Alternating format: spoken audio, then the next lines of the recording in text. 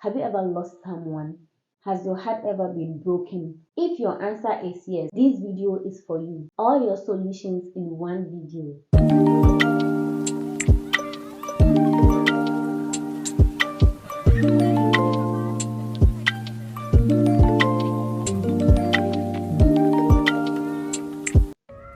Hi darlings, my name is Manuela Wedanaupi and welcome back to my channel. If you're new to this channel, please don't forget to hit the subscribe button, turn on your notification bell, like this video and other videos that I have done, and share with others to do so because this is home. On today's episode, I'll be talking about grief and loss. Now, to start with, grief is a strong emotional and physical reaction to loss, which is usually caused by intense sadness, sorrow, and the desire to want to reunite with the lost. Loss in this regard refers to the demise of a person, usually a loved one. However, loss can also be caused by relationship breakups, loss of job, sudden diagnosis with life-changing illness, among others. It is important to understand that it is the loss that leads to grief. Allow me introduce you to the stages of grief as described by Swiss-American psychiatrist Dr. Elizabeth Kubler-Ross.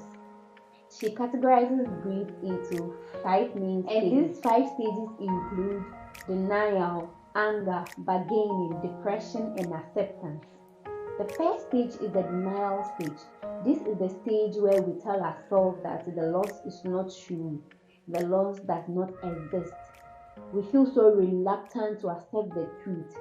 What we usually are trying to do is indirectly try to process, understand, and absorb the fact that there is a loss. In as much as it hurt that we've lost someone, it is important for us to acknowledge it because you cannot keep on denying forever. Even if you keep denying that you've lost a loved one, you can never bring them back to life. They are gone. I know it is difficult, I know it is painful, but let's try to accept the truth and move on.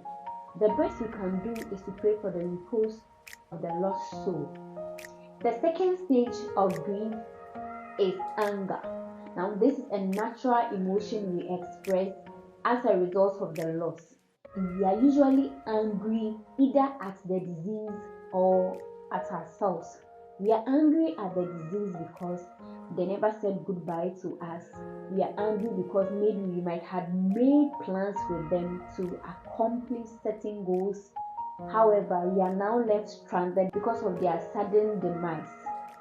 We are angry with ourselves because we were not there for the person when he or she needed us the most, either with our presence or substance.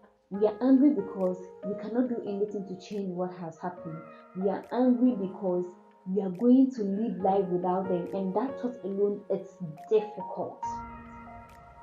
In as much as we are angry, it is important to let go of our anger because even the disease wouldn't be happy to see us in that state. The third stage of grief is bargaining.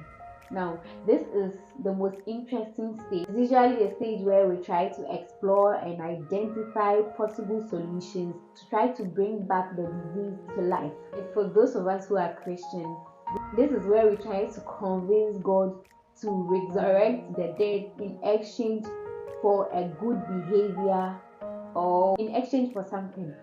We tend to say, God, if you bring my friend back to life, I promise to read my Bible every day. I promise to live a good life. I promise to go to church every day. So many promises. We try to bargain with God to get a solution to the problem. However, we are usually bargaining because we are hurt, and the hurt is so painful and hard to accept the fact that we cannot do anything about what has happened, and anything we do cannot change the fact that the person is no longer with us. Let's learn to accept that the person is gone. The fourth stage is usually crucial, and it's a stage where attention and care needs to be given to any person undergoing that particular stage of grief. And this stage is the depression stage. This is the stage where we feel hopeless, we feel irrelevant, we don't see the need to live anymore. and so we tend to disconnect ourselves from life and from society, especially from our loved ones and friends who could actually render us some support in form of consolation, connection, and reassurance that yes, the person is gone, but then we live with their memories. It is important that at this stage you seek assistance and help from experienced counselors, psychologists, psychiatrists, and other experienced people that you know you can trust and open up to. The last and final stage of grief is acceptance. This is the stage that needs to be encouraged.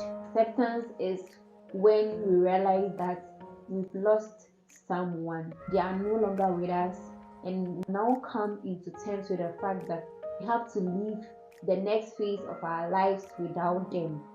So instead of trying to think about how painful it is, we rather learn to live with the memories we created with the people and accept the fact that we can live without the people. This stage should be encouraged, as I earlier stated, because it helps you to come into terms with reality and helps you to begin to heal from your hurt and pain. If you've been able to watch from the beginning till now, thanks out to you. I'm so appreciative of you. Thank you for your patience, and please share with others to also watch. Like this video as well as subscribe and turn on your notification bell. In my next video, I will be highlighting 7 healthy ways of coping with grief and loss. Thank you so much for watching this video. Bye.